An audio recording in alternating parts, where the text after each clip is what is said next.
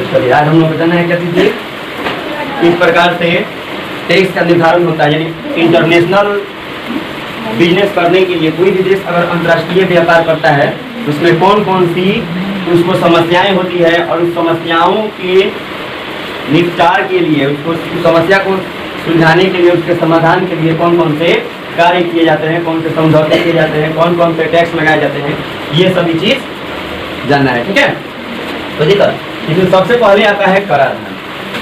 कराधान का मतलब होता है टैक्स का निर्धारण। क्या होता है बाबू? यानी ये सीमा शुल्क होता है। कराधान को क्या बोला जाता है बाबू? सीमा शुल्क। मान लीजिए कि अगर हमारे देश में किसी दूसरे देश से अगर कोई व्यापार करने के लिए आ रहा है तो हम लोग क्या करेंगे, यानी सीमा शुल्क लेंगे। हम उसको बोलेंगे कि हमारे देश में घुसने से पहले आपको क्या देना होगा, टैक्स देना होगा।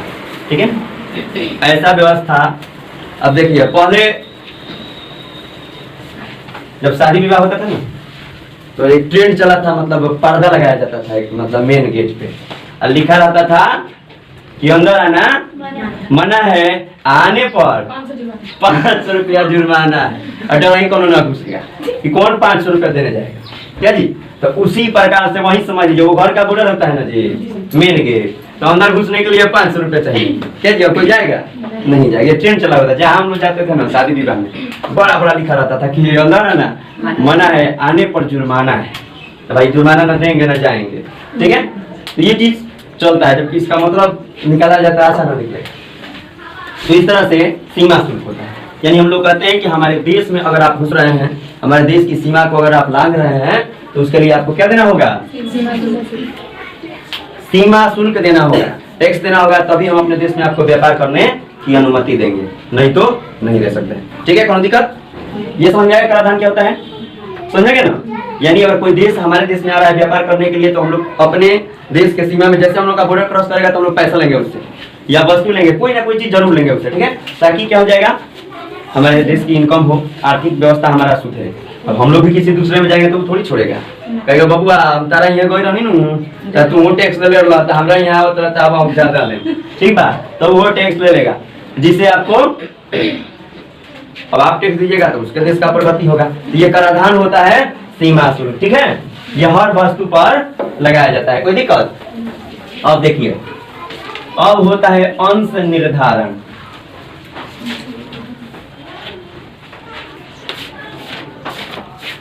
अब कहे का मतलब है कि अगर सीमा शुल्क लेने के बाद भी अगर व्यापार हमारे देश में दूसरे देश के द्वारा अगर ज्यादा होने लगा तो हमारी इकोनॉमिकल व्यवस्था कमजोर होने लगेगी और उसकी बढ़ने लगेगी। जैसे हमारे यहाँ चीन आकर अपना मार्केट बना दे और हमारे यहाँ ज्यादा मात्रा में व्यापार करने लगे तो सबसे पहले सीमा शुल्क लगाएंगे। अगर उस पर भी नहीं माना तो क्या करेंगे, अंश निर्धारण करेंगे, यानी एक्स्ट्रा टैक्स उस पर ठोक देंगे। ठीक है, अब इसमें देखिए क्या एक्स्ट्रा टैक्स का मतलब होता है यानी अतिरिक्त कर। इसको क्या बोलते हैं? अतिरिक्त कर, यानी उससे अब अधिक मात्रा में टैक्स लेंगे। कहने का मतलब है कि अब देखेंगे कि कौन कौन से वस्तु को ला रहा है, उस पर उच्च दर में सीमा शुल्क लगाना शुरू कर देंगे, यानी ज्यादा पैसे उससे लेना शुरू कर देंगे ताकि वो हमारे देश में व्यापार नहीं कर सके और हम दूसरे देश में व्यापार करें। क्योंकि दूसरे देश वाला अगर हमारे देश में आकर व्यापार करेगा तो हमारी इकोनॉमिकल कंडीशन बिगड़ेगी और हम लोग किसी दूसरे देश में जाकर करेंगे तो हमारी सुधरेगी, क्योंकि हम लोग पैसा कमा कर लाएंगे जी, और हम लोग तो पैसा दे रहे हैं। दूसरा देश वाला अगर हमारे यहाँ आएगा व्यापार करेगा और मान लीजिए कि बहुत जगह होता है जैसे आपके घर में ही कोई पहुंच जाते, घर फोड़ने का किलो बोला कुछ नहीं, अगर घरे पहुंची लो तो कुछ ना कुछ करना खुशी करके घर का माहौल बिगाड़ देगा, यानी आपके घर में लापड़ा शूटिंग करा के चला जाएगा। तो उसी तरह से दूसरे देश वाला जो व्यापार करने आता है तो आपके यहाँ के जितने भी बिजनेसमैन होते हैं ना बड़े बड़े, उन लोगों में मतभेद उत्पन्न कराता है, यानी वो कम रेट में सामान बेचकर इनके प्रोडक्ट को लूज करने का काम करता है। ठीक है, तो इसी तरह से सेम कंडीशन, यानी अपना व्यापारिक गतिविधि आगे रखना है और दूसरे देश को कमजोर करना है, तो कम पैसा में लाके बेच के चला जाएगा। ठीक है, क्योंकि उसके यहाँ जनसंख्या ज्यादा है, दुनिया में सबसे ज्यादा मैन्युफैक्चरिंग चाइना करता है। कौन करता है जी? चाइना करता है, क्योंकि उसके पास बहुत कम रेट में मजदूर मिल जाते हैं, क्योंकि जनसंख्या इतनी ज्यादा है, बेरोजगारी इतनी ज्यादा है कि उसको आसानी के साथ कम यानी रेट में क्या मिल जाएगा, सामान मिल जाता है और लोग भी मिल जाते हैं, बनाने वाले इंजीनियर कम रेट में सामान बना देता है, हम लोग यहाँ लाकर बेच देता है। ठीक है, कोई दिक्कत है? ये समझ में आ गया। अंश निर्धारण क्या होता है? यानी अगर कोई देश सीमा शुल्क लगाने के बाद में भी अगर हमारे देश में व्यापार करना बंद नहीं करेगा तो हम लोग उसको क्या करेंगे, उच्च दर में अतिरिक्त कर लगा देंगे, जिससे क्या होगा, वह व्यापार करेगा लेकिन कम मात्रा में करेगा, यानी महंगा बेचने लगेगा। तो हम लोग यहाँ कोई खरीदेगा?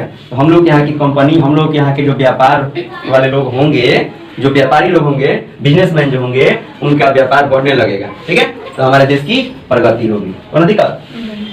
चलिए, अब है अनुदान, सब्सिडी। क्या होता है जी? गैस उसमें मिलता था तो उसमें सब्सिडी मिलता था ना, अब नहीं मिलता है, क्योंकि पहले हम लोग कंगाल थे अब बंगाल हो गए। क्या जी? पहले कंगाल थे अब बंगाल हो गए, तो हम लोग को टैक्स की जरूरत, तो हम लोग को अनुदान की जरूरत नहीं है। क्या जी? पहले कमजोर थे, पैसा ऐसा नहीं था, अब धकाधक एकदम पूरा 2000 के नोट एकदम बरस रहा है, तो क्या होगा अनुदान? सब्सिडी क्या होता है जी? किसी को आप लोग बताइए। ठीक है, तो अनुदान मिलता था। फिर गवर्नमेंट ने कहा कि काम कीजिए, अपना मन से टैक्स छोड़ देना है, जो भी अनुदान मिलेगा सब्सिडी उसको अपने मन से छोड़ देना है। तो बहुत से लोग आगे बढ़ के छोड़ दिए, तो उसमें ज्यादा लोग छोड़ दिए, तो सरकार को लगा कि अब कोई गरीब नहीं है, तो सब्सिडी देने की आवश्यकता ही नहीं है, खत्म कर दो इसको, कहानी खत्म हो गया। ठीक है, तो अनुदान होता है, यानी व्यापार को बढ़ाने के लिए कहा जाएगा काम कीजिए। जब हमारे यहाँ कंपनी अगर लगाना है किसी दूसरे देश का, तो हम लोग क्या करेंगे, उसको अनुदान देंगे, कहेंगे कि आप हमारे यहाँ कंपनी लगाइए, आपको सीमा शुल्क नहीं लगेगा, यानी कराधान आपको नहीं देना पड़ेगा, यानी टैक्स के रूप में आपको अपना धन देने की जरूरत नहीं है, अतिरिक्त कर भी नहीं लेंगे लो, सीमा शुल्क नहीं लेंगे लो, यानी कोई भी टैक्स नहीं लेंगे लो, और उसके बाद में आपको अगर कहीं जरूरत पड़ा तो मदद भी करेंगे लो। ठीक है, ये हो गया अनुदान। यानी सरकार बोल रही है कि अगर आपका चोरी हो गया सामान न, या आग लग जाएगा, जल जाएगा, आपदा आने के बाद आपका कंपनी भड़क जाए, तो हम लोग उसे फिर पंचर ताक के फिर से उसको खड़ा करने का प्रयास करेंगे, इसमें हम लोग अपना पैसा लगाएंगे, तो दूसरे देश की कंपनी आके हमारे देश में लग जाती है। ठीक है, कोई दिक्कत? ये अनुदान होता है। कोई भी चीज जब नहीं बिकेगा तो कंपनी वाला क्या करता है, उसमें एगो अटैच करता है, यानी फ्री वाला, तो वही फ्री वाला चीज होता है अनुदान। समझ गए ना? कोई दिक्कत? किसी कंपनी का कोनो प्रोडक्ट नहीं बेच रहा है, नहीं बिकेगा, ठीक है, ज्यादा स्टॉक हो गया, तो उसी में कुछ ना कुछ देना शुरू कर देगा, कहेगा कि चलिए ये खरीद रहे हैं तो इसके साथ में फलाना क्रीम फ्री। क्या जी? कोनो दिक्कत? एकदम खुदते रहिए और भगवते रहिए। ठीक है, समझ गए? अनुदान मतलब सब्सिडी, यानी अगर कोई भी चीज को आगे बढ़ाना है तो गवर्नमेंट उसमें क्या करती है, अनुदान दे देती है। जैसे मैं आप लोगों से कहता हूँ, सब्सिडी देता हूँ आप लोगों को कि आपके पास अगर पैसा नहीं है तो भी पढ़िए। क्या जी? कोनो प्रॉब्लम नहीं है। अगर कोई बच्चा वैसा मिला जिसको अगर पढ़ना है, पढ़ना चाह रहा है, पैसा नहीं है, तो बुला के लाइए, तो ये आप लोग को प्रीफरेंस मिला, सब्सिडी मिला, तो आप लोग भी पूरा एकदम मालिक बन के बैठे हुए हैं। यानी हम लोग के संस्था में कोई मालिक नहीं है, सभी लोग ऑल स्टूडेंट मालिक है, बॉस बना हुआ है। ठीक है, अपना मन से जिस बच्चा को बुला के लाना है, कोई भी कहा के कहाँ पढ़ने डालू बाबू, तो लोग की सर के लगे, तो ठीक बा, हम लोग ने किया कि लेते जा, पैसा तो नहीं थे, एकदम कह लेंगे, तो टेंशन का ले रहे हैं। हमारे सर हम लोग को 100% एकदम अधिकार दिए हैं कि चलिए, क्या जी, पढ़ना चाहते हैं तो चलिए पढ़िए। क्या जी, कोनो प्रॉब्लम है? तब यहाँ कोनो रजिस्टर मेंटेन होता है कि टेंशन है? तो ये सब्सिडी समझ गए? कोई दिक्कत? चल आगे। अब सब जना क्या मत चलिए। अब है कॉमन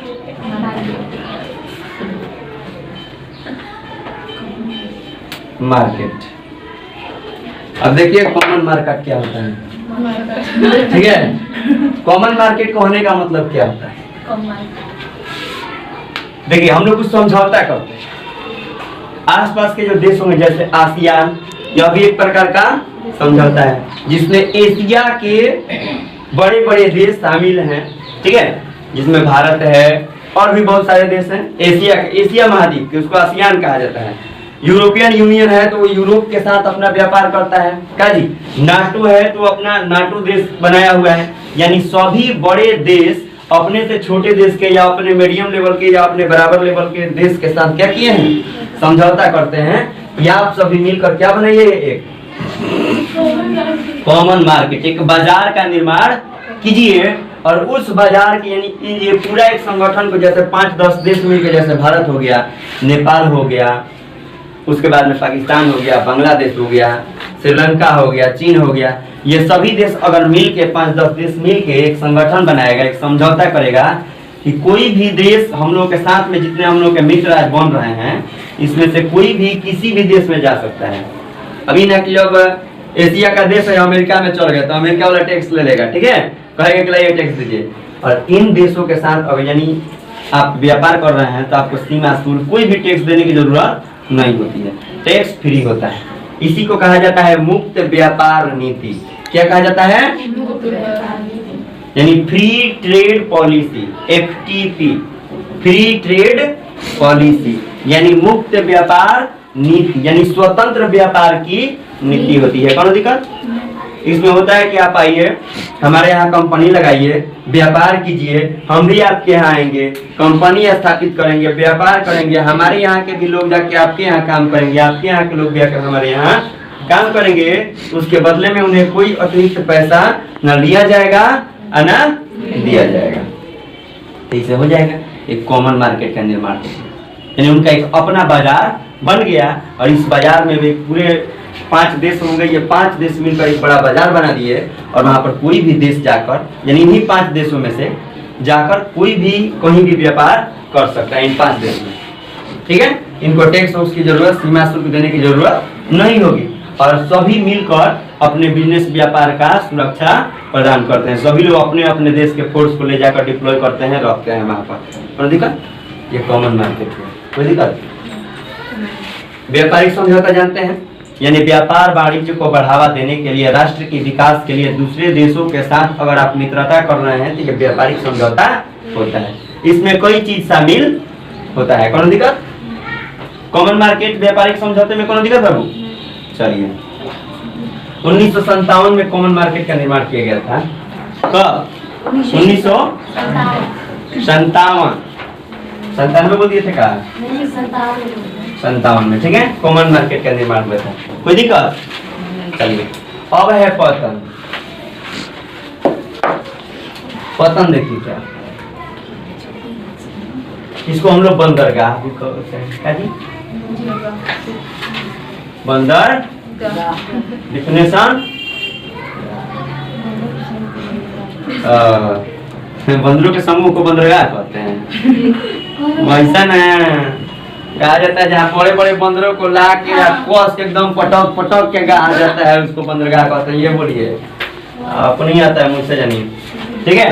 पतन और बंदरगाह का मतलब क्या होता है? यानी वह स्थान जहां पर समुद्री जहाजें आकर आश्रय प्राप्त करती हैं, यानी आकर रुकती हैं, ठीक है। कौन दिक्कत? सर सिर्फ समुद्री जहाज? हाँ, तो दूसरे क्या था? अब समुद्र में जहाजे ना चलेगा जी, और पतन आपके नदी में थोड़ी होगा।